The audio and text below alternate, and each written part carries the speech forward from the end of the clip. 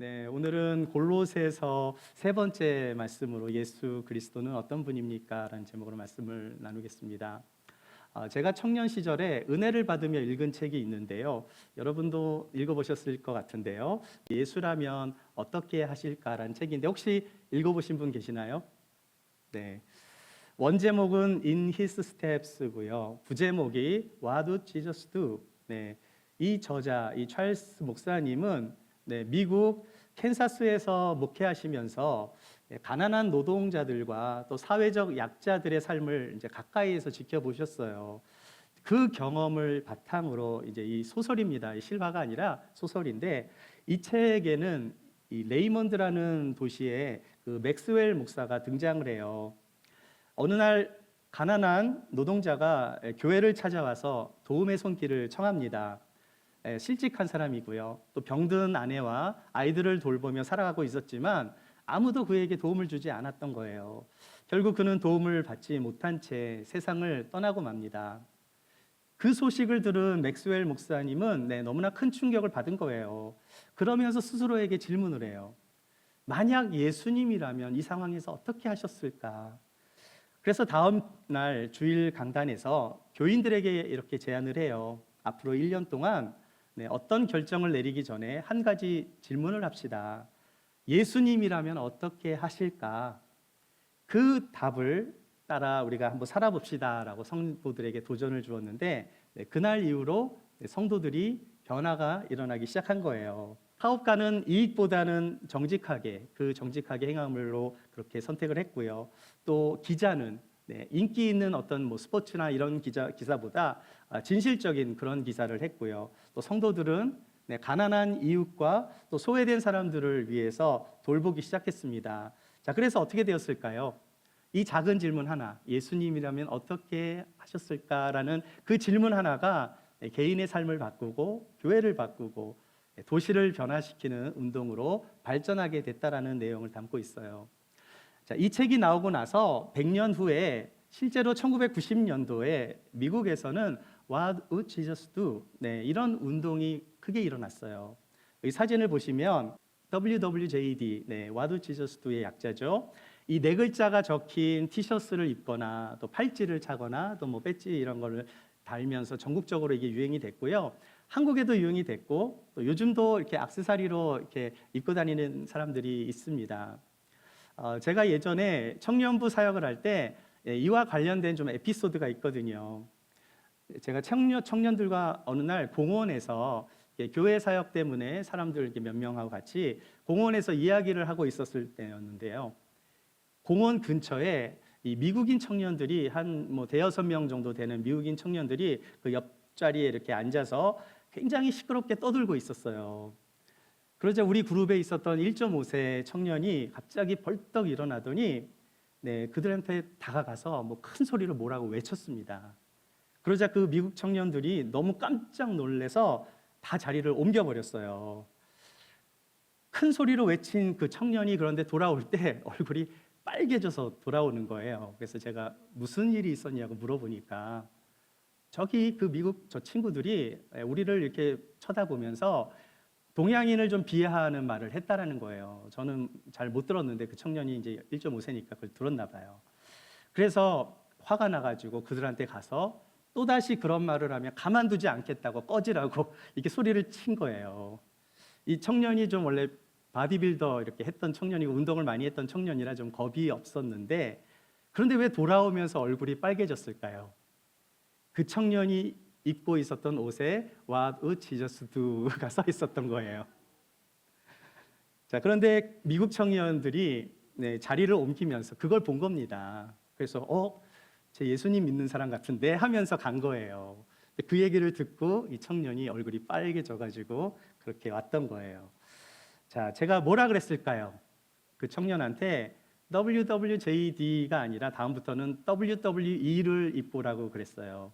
WWE가 뭐냐면 월드 레슬링 엔터테인먼트의 약자입니다. 레슬러들이 WWE라고 하거든요.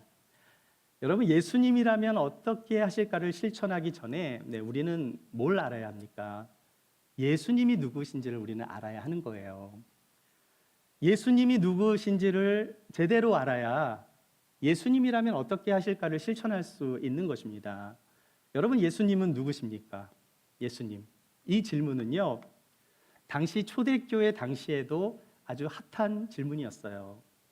실제로 교회 역사 속에서는 예수님이 누구신지를 잘못 이해한 사람들이 많이 있었습니다. 그 대표적인 인물이 아리우스라는 사람인데요. 여러분, 이 아리우스라는 사람은 4세기 초에 알렉산드리아의 기독교 사제, 신부 같은 그런 역할을 했던 사람이에요. 자, 그런데 한 가지 아주 큰 실수를 합니다.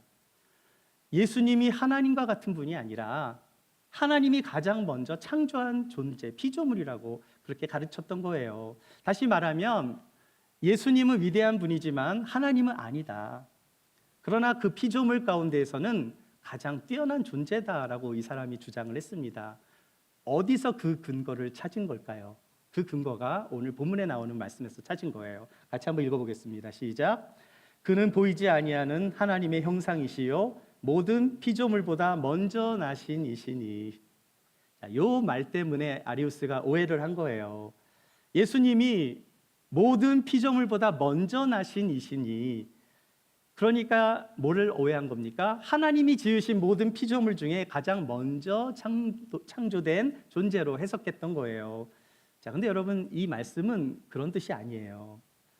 예수님은 모든 피조물 이전에 존재한 인물이다라는 것을 말씀하고 있는 거예요. 여러분, 고대 시대에서는 장남이 가문의 대표가 되었어요. 장남이 재산을 상속받고 권위를 가졌습니다. 자, 예를 들면 여러분, 다윗이 장남이에요, 아니에요? 다윗은 막내 아들이에요. 8번째. 자, 그런데 시편 89편 27절 말씀을 보시면 하나님께서 뭐라고 말씀하시는가? 내가 그를 장자로 삼았다라는 말씀이 있어요. 다윗은 막내지만 하나님이 그를 장자로 부르신 것은 그에게 가장 높은 왕의 지위를 주셨기 때문이에요.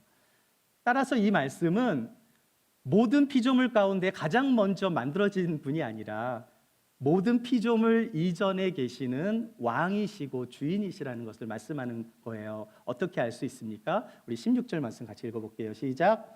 만물이 그에게서 창조되되 하늘과 땅에서 보이는 것들과 보이지 않는 것들과 혹은 왕권들이나 주권들이나 통치자들이나 권세들이나 만물이 다 그로 말미암고 그를 위하여 창조되었고.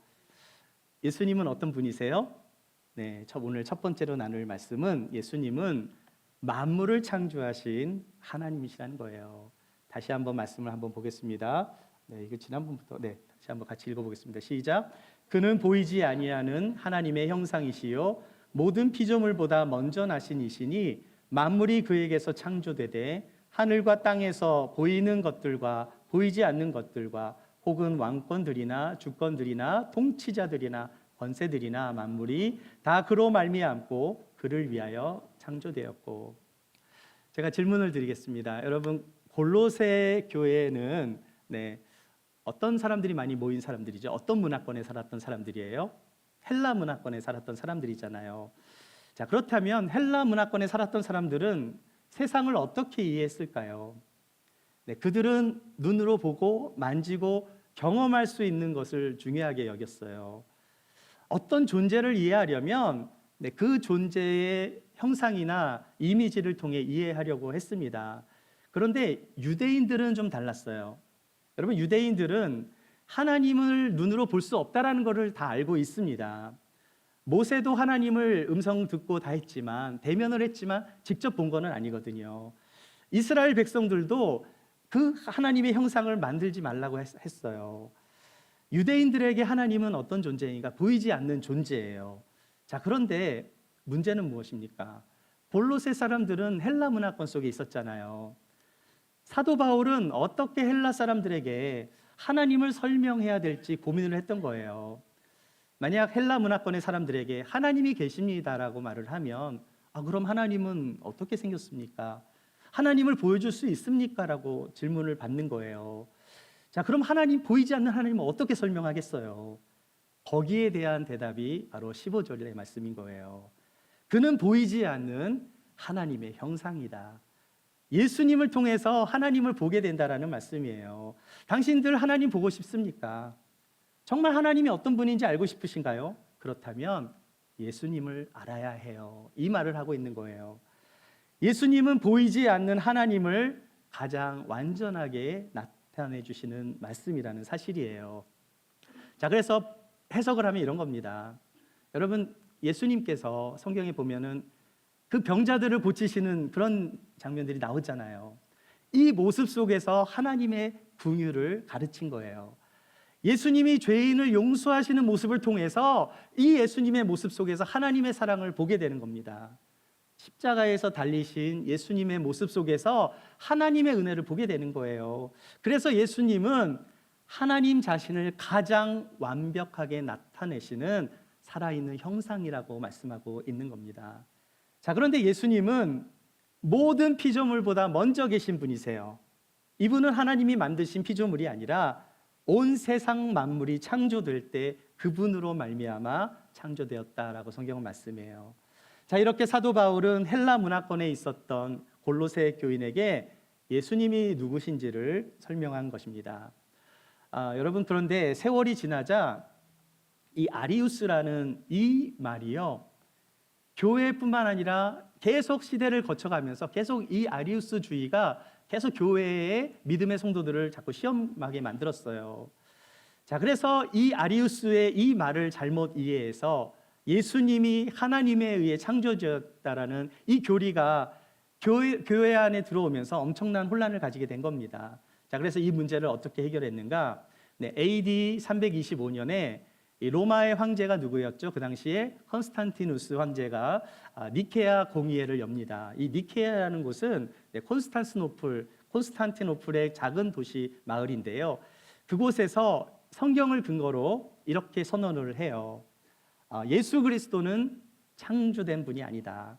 하나님께로부터 나신 하나님이시다. 하나님으로부터 나신 하나님이시고 성부와 동일한 본질을 가지신 참 하나님이시다라는 것을 이 니케아 회의에서 선포를 해요. 그리고 여기서 삼위일체 교리가 확정이 됩니다. 그리고 아리우스의 가르침이 이단이라고 규정을 해요. 자, 그런데 이 아리우스가 나누었던 이런 주장은요, 이미 300년 전에 골로새 교회 안에서도 비슷한 형태로 계속 들어와 있었어요. 거짓 교사들이 계속 예수님에 대해서 잘못 가르쳤고요. 천사 숭배, 제가 지난주에도 나누었었죠. 천사 숭배주의. 그리고 그 천사들 가운데 예수님이 한 분이다. 뭐 예수님 외에 다른 영적 세력들이 있다. 뭐 이런 식으로 잘못된 가르침이 있었습니다. 자, 그래서 오늘 사도 바울이 뭘 말씀하고 있는 거예요? 예수님은 보이지 않는 하나님의 형상인데 모든 피조물보다 먼저 계신 분이고 만물이 그에게로 창조되었다라는 말씀을 그렇게 선포한 거예요. 만약 예수님이 피조물이라면 피조물이 어떻게 만물을 창조할 수 있겠어요? 만약 예수님이 하나님이 아니시라면 우리의 죄를 구원하실 수도 없는 거예요. 만약 예수님이 단순한 인간이라면 교회의 머리가 될 수 없는 것입니다. 자, 그래서 사도 바울은 오늘 본문을 통해서 예수님이 누구신지를 분명하게 말씀하고 있었어요. 예수님은 누구세요? 예수님은 하나님이시며 창조주이시며 교회의 머리가 되시며 십자가로 우리를 구원하신 주님이시라고 말씀하고 있는 것입니다.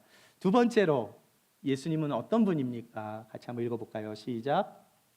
예수 그리스도는 교회의 머리가 되십니다. 우리 옆에 분과 예수님은 교회의 머리십니다. 한번 인사 나누실까요? 예수님은 교회의 머리십니다. 네, 여러분, 교회의 머리는 목회자 아닙니다, 여러분. 네, 장로도 아니고 교회의 머리는 누구세요? 네, 예수님이십니다. 우리 18절 말씀 같이 한번 읽어볼게요. 네, 같이 한번 읽어보겠습니다. 시작. 그는 몸인 교회의 머리시라. 그가 근본이시요 죽은 자들 가운데서 먼저 나신 이시니 이는 친히 만물의 으뜸이 되려 하심이요.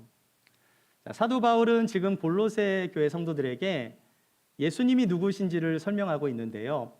골로새 교회 성도들은 어떤 사람들이라고 했죠? 대부분 헬라 문화권의 영향을 받은 사람들이었어요. 보이지 않는 개념보다는 눈에 보이는 어떤 이미지라든지 비유를 통해 사물을 이해하는 데 익숙한 사람들이에요. 따라서 골로새서 1장 말씀을 보시면 사도 바울이 예수님이 누구신지를 다양한 이미지로 설명을 하고 있습니다. 예수님은 보이지 않는 하나님의 형상이시고 만물을 창조하신 분이시고 교회의 머리가 되시고 죽은 자 가운데서 먼저 나신 분이라고 만물의 으뜸이 되신 분이라고 설명을 합니다. 자, 그런데 이 말씀은 우리가 좀 많이 본 말씀 같지 않으세요? 어디서 많이 읽어본 말씀 같지 않으세요? 우리가 에베소서 말씀 지난 13주 동안 우리가 같이 나눴었는데 에베소서에서도 비슷한 말씀이 나와요. 자, 그런데 에베소서와 골로새서의 이 차이는 뭘까요? 똑같은 옥중서신이지만 강조점이 조금 다른 거예요. 에베소서는 그리스도의 몸인 성도들, 교회를 많이 강조를 했습니다. 여러분 기억나시나요? 제가 에베소서 강해를 했을 때 그리스도와 교회의 관계에 대해서 많이 나눴잖아요. 그리스도와 교회의 관계를 통해서 남편과 아내, 부모와 자녀의 관계에 대해서 2주씩이나 그렇게 말씀을 나누었어요. 에베소서는 그리스도의 몸인 교회가 하나 되어야 되고 사랑해야 되고 각 지체가 맡은 역할을 어떻게 감당해야 되는지에 대해서 말씀을 하고 있어요. 자, 다시 말해서 에베소서는 그리스도의 몸을 강조하고 있는 반면에 골로새서는 무엇을 강조할까요? 골로새서니까 골을 강조하겠죠. 골이 뭐죠? 머리. 네, 머리를 강조해요. 골로새서니까. 다시 말해서 그리스도는 교회의 머리시다. 이걸 강조합니다. 그리스도의 몸인 교회도 중요하죠. 그런데 교회의 머리가 누구인가요? 교회의 머리는 그리스도시라는 것을 더 강조하고 있어요. 왜 그런가요? 골로새 교회 안에는 정말 이단과 같은 예수님 외에 다른 중보자가 있고 천사를 막 높이고 율법주의가 막 영지주의, 제가 지난주에도 나눴지만 이 철학주의, 철학에 관련된 지혜를 의지하려는 움직임이 많았기 때문에 너희들한테 가장 중요한 것은 예수 그리스도가 교회의 머리됨을 계속해서 말씀하고 있었던 거예요. 사실 에베소 교회와 골로새 교회는 100마일밖에 떨어지지 않았고 같은 헬라 문화권에 있었지만 교인들의 모습은 다 다른 겁니다. 우리 주변에 교회들이 많잖아요. 똑같은 교회들, 그렇지만 뭐 똑같은 말씀이 선포되는 건 아니잖아요. 각 교회마다 하나님이 또 목회자를 통해서 다양한 말씀을 주시는 거예요. 하나님은 각 교회에 각 성도들에게 맞는 말씀을 또 그 교회에 세운 목회자를 통해서 말씀하고 계시기 때문에 똑같은 바울이 서신을 썼지만 같은 로마 감옥에서 골로새서 말씀과 에베소서의 말씀이 공통된 점도 있지만 강조점이 다를 수 있다는 사실을 우리는 생각해 봐야 합니다. 자, 사도 바울은 골로새 교인들을 향해 아주 단호하게 말씀하고 있는 거예요. 교회의 머리는 누구시라고요? 예수 그리스도임을 선포했습니다. 여러분, 몸이 아무리 건강해도 머리가 없으면 움직일 수 없잖아요. 손도 중요하고 뭐 다 중요하죠. 몸의 지체가 어디가 안 중요하겠습니까? 뭐 눈, 코, 귀 다 중요합니다. 그런데 몸 전체를 다스리는 것은 머리예요. 교회도 마찬가지입니다. 여러분, 교회에 프로그램이 많다고 해서 교회가 건강한 교회는 아니에요. 오직 머리 대신 예수님께 순종하는 교회가 건강하고 온전한 교회인 줄 믿습니다. 온전한 교회는 교회가 크고 성도들이 많아서가 아니라 머리 대신 예수님께 순종하는 교회가 온전한 교회인 줄 믿습니다. 자, 그런데 사도 바울은 여기서 한 걸음 더 나아가요. 다시 한번 18절을 보시면 그는 교회의 머리이다라고 말씀하면서 그가 근본이라고 말씀해요. 근본. 영어로 보니까 Who is the beginning? 여러분, 근본이라는 것은 시작을 뜻해요. 기원을 뜻합니다. 출발점이 그분에게 왔다라는 거예요. 다시 말해서 예수님이 교회의 시작이랍니다. 여러분, ANC 기쁨의 교회 사랑하십니까? 네. 사랑하세요? 아멘. 네. 예수님은 교회의 머리시고 우리 ANC 기쁨의 교회, 우리 세상의 모든 교회의 머리시고 교회는 주님의 몸이잖아요. 자, 그러니까 교회를 사랑한다라는 것은 즉 예수님을 사랑하는 것이 되는 거예요. 여러분, 교회를 비방하지 마세요. 교회는 예수님의 몸이에요. 따라서 예수님을 사랑하는 것과 같은 마음으로 교회를 사랑해야 되는데 교회는 예수님의 십자가와 부활 위에 세워진 공동체입니다. 자, 그러므로 교회의 출발점도 예수님이시고 교회의 존재 이유도 예수님이시고 교회의 목적도 예수님인 거예요. 이처럼 사도 바울은 교회의 머리가 되시는 예수님을 설명하고 나서 이제 21절부터는 우리들의 이야기를 하고 있어요. 자, 21절과 22절 말씀 같이 한번 읽어보겠습니다. 시작. 전에 악한 행실로 멀리 떠나 마음으로 원수가 되었던 너희를 이제는 그의 육체의 죽음으로 말미암아 화목하게 하사 너희를 거룩하고 흠없고 책망할 것이 없는 자로 그 앞에 세우고자 하셨으니. 우리가 예수님을 믿기 전에는 하나님과 멀리 떨어져 있었다라고 말씀해요. 죄로 말미암아 하나님과 원수가 되었고 악한 행실을 하면서 그 가운데 살았는데 하나님으로부터 소외된 사람들이었다는 거죠. 자, 그런데 예수님께서 십자가에서 한 가지 일을 하셨습니다. 무엇입니까? 그의 육체의 죽으심으로 하나님과 화목하게 하셨다는 거예요. 자, 그래서 하나님 앞에 설 수 있는, 우리가 이전에는 설 수 없는 자였는데, 죄인이었는데 예수 그리스도로 말미암아 이제는 하나님의 자녀가 되어 하나님 앞으로 나아갈 수 있는 존재가 되었다라고 말씀합니다. 그런데 22절에서 더 놀라운 말씀을 하고 있어요. 무슨 말씀이에요? 너희를 거룩하고 흠없고 책망할 것이 없는 자로 그 앞에 세우시고자 하셨답니다. 여러분, 이 말씀이 복음이에요. 이전에는 주님 앞에 나아갈 수 없었는데 하나님 앞에 심판받아 죽어야 하는 우리들이었는데 하나님 앞에 흠없이 책망할 것이 없는 자로 그분 앞에 세우고자 함이라고 말씀하고 있는 이것이 복음이에요. 예수님은 단지 죽음에서 건져내시는 것으로 끝내지 않으셨답니다. 우리를 거룩하고 흠없고 책망할 것이 없는 자로 지금도 세워가고 계신 줄 믿습니다. 여러분, 구원을 생각할 때 구원은 그냥 단지 천국행 티켓이구나 이렇게 생각하시면 안 돼요. 구원은 하나님께서 우리 안에 시작하시는 거룩한 변화의 역사의 시작이에요. 우리에게 또 뭐가 필요합니까? 우리는 성령과 동행하면서 주님과 동행하면서 성화되는 과정을 가져야 하는 거예요. 우리가 구원받은 날부터 성령께서 우리 안에서 역사하시고 우리는 조금씩 예수님을 닮아가는 거예요. 하지만 우리는 완전하진 않아요. 때로는 우리가 신앙생활을 하다가 시험에 들 때도 있고요. 넘어질 때도 있습니다. 저는 한 번도 시험 들지 않았는데요 하시는 분 계신가요? 교회 다니면서 저는 한 번도 실망한 적이 없어요 하시는 분 있으세요? 조금이라도 그런 거 있잖아요. 말을 안 해서 그렇지. 때로는 우리가 실수할 때도 있어요. 다 남의 잘못 같은데 때로는 내 실수 때문에 다른 사람들이 실족을 할 때도 있습니다.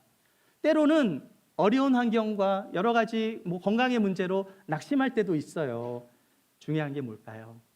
하나님은 포기하지 않으신다는 사실이에요. 구원을 시작하신 그 하나님께서 끝까지 책임져 주신답니다. 하나님께서 시작하셨고 하나님께서 마무리해 주신대요. 자, 그래서 마지막으로 우리가 해야 할 일이 있어요. 그것은 무엇일까요? 네, 한번 같이 읽어볼게요. 그것은 믿음에 거하고 복음의 소망으로 흔들리지 말아야 하는 거예요. 우리 옆에 분과 믿음에 거하고 흔들리지 맙시다 한번 인사 나누시죠. 믿음에 거하고 흔들리지 맙시다. 아멘입니까? 이제 안 흔들릴 수 있는 거예요? 할렐루야. 네, 23절 말씀 같이 한번 읽어보겠습니다. 만일 너희가 믿음에 거하고 터 위에 굳게 서서 너희 들은 바 복음의 소망에서 흔들리지 아니하면 그리하리라. 이 복음은 천하 만민에게 전파된 바요 나 바울은 이 복음의 일꾼이 되었노라. 사랑하는 성도 여러분, 예수 그리스도를 나의 구주로 믿으신다면 이제는 날마다 믿음 안에 거하며 그 믿음 위에 터 위에 굳건하게 서서 복음의 소망 안에서 흔들리지 않는 여러분이 되시기를 축복합니다. 그럼에도 불구하고 우리는 흔들릴 수 있어요. 신앙생활을 하면서 흔들릴 때가 있습니다. 그런데 우리는 뭘 붙잡아야 할까요? 그 복음의 진리의 말씀을 붙잡고 살아야 하는 거예요. 우리가 그것을 놓칠 때마다, 우리가 다른 것에 그 마음을 뺏길 때마다 우리는 흔들릴 수밖에 없습니다. 여러분, 왜 우리가 두려워해야 해요? 주님이 함께 계시는데.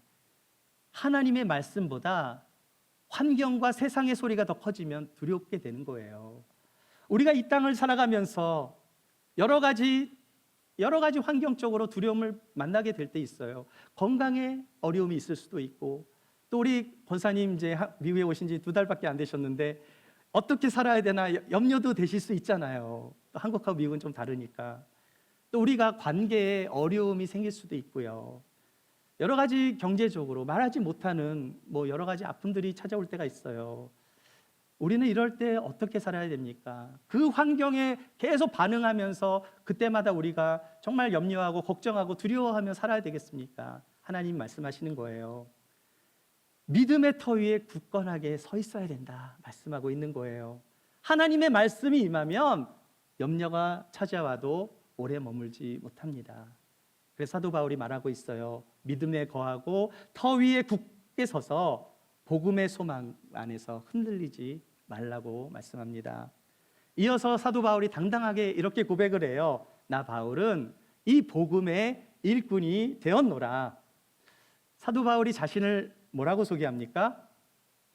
네, 나는 그리스도의 사도입니다. 나는 복음의 하여튼 여러 가지 전도자이고 바리새인 중에 바리새인이고 그렇게 얘기한 적도 있었지만 사도 바울은 뭐라고 고백해요? 나는 복음의 일꾼이다라고 고백을 하는 거예요. 복음을 전하는 사람, 나는 예수 그리스도를 믿는 그리스도인이다라고 고백한 거예요. 우리 사랑하는 여러분, 만약 누군가가 여러분에게 당신은 누구십니까? 라고 질문을 한다면 여러분 뭐라고 대답하시겠어요? 나는 아무개 남편입니다. 나는 아무개 와이프입니다. 우리 지혜자매 아버지입니다. 그렇게 말하는 것이 아니라 나는 누구예요? 나는 따라해 보실래요? 나는 하나님의 자녀입니다. 나는 그리스도의 사람이에요. 나는 복음의 일꾼입니다. 이 세 가지를 기억하세요. 하나님의 자녀 되는 것을 선포하시고 당당하게 나는 그리스도인이에요. 나는 복음의 일꾼입니다를 선포하시기 바랍니다. 이것이 여러분의 진짜 정체성인 줄 믿습니다.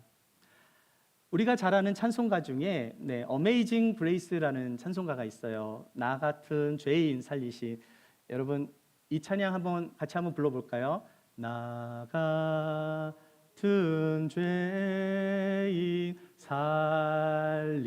살리신 주 내 놀라워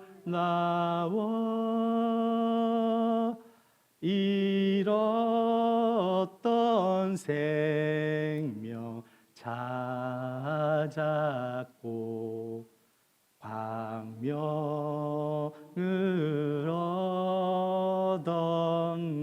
얻었네.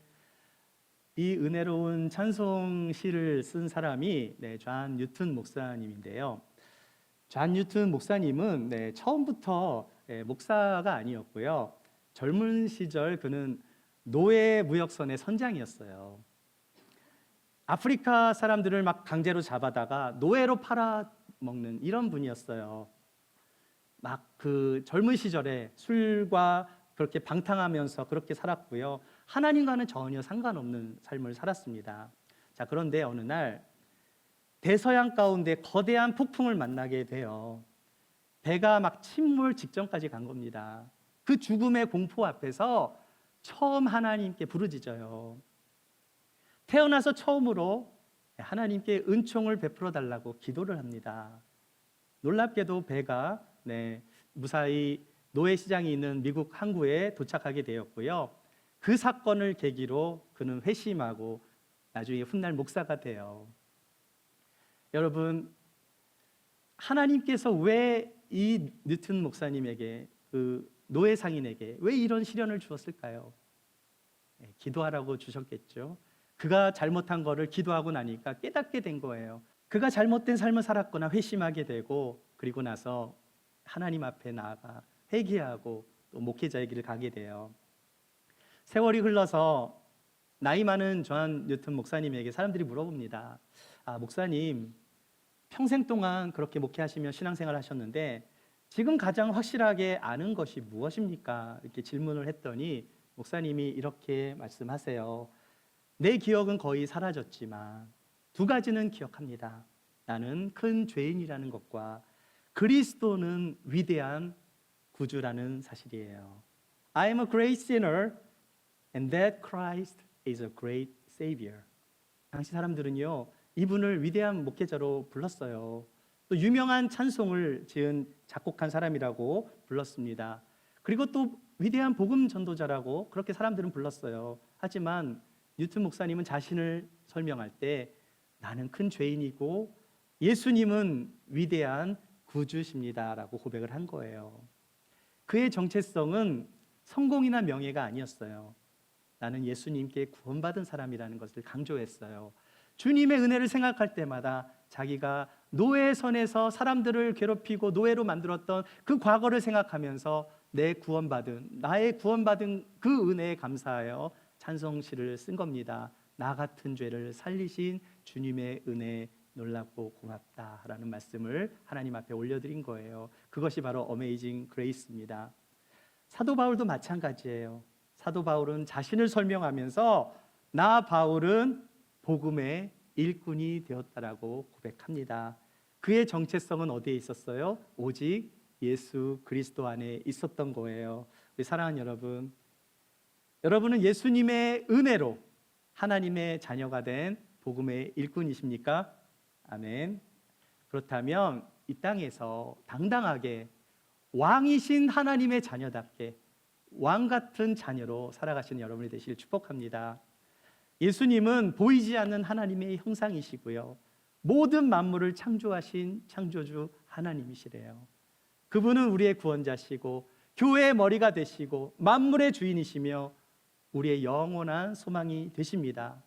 우리가 죄 가운데 있을 때 찾아오셨고요, 우리를 십자가의 죽으심으로 하나님과 원수되었던 우리를 화목하게 하셨대요. 우리를 용서하셨을 뿐만이 아니라 거룩하고 흠없고 책망 없는 자로 세워가고 계신답니다. 그리고 지금도 우리의 삶을 붙들어 주시며 주님 앞에 서는 그날까지 우리를 인도하고 계십니다. 그러므로 우리 사랑하는 여러분, 세상이 흔들려도 하나님의 말씀은 변하지 않고 흔들리지 않아요. 환경이 흔들려도 예수님은 변하지 않습니다. 사람은 우리를 실망시킬 수 있지만 주님은 우리를 결코 버리지 아니하십니다. 복음의 소망에서 흔들리지 않는 여러분이 되시길 축복합니다. 예수님을 붙드시고 예수님을 신뢰하시고 주 예수의 이름으로 어둠의 세력들을 무찌르고 담대하게 살아가세요. 언젠가 이 땅에서 우리가 정말 주님을 만난 날이 올 거예요. 그 주님을 만나는 그날까지 우리가 오직 예수님만 붙잡고 예수님만 바라보시고 예수님만 의지하시고 예수 그리스도 안에서 주의 말씀을 붙들고 날마다 승리하시는 저와 여러분이 되시기를 주님의 이름으로 축원합니다.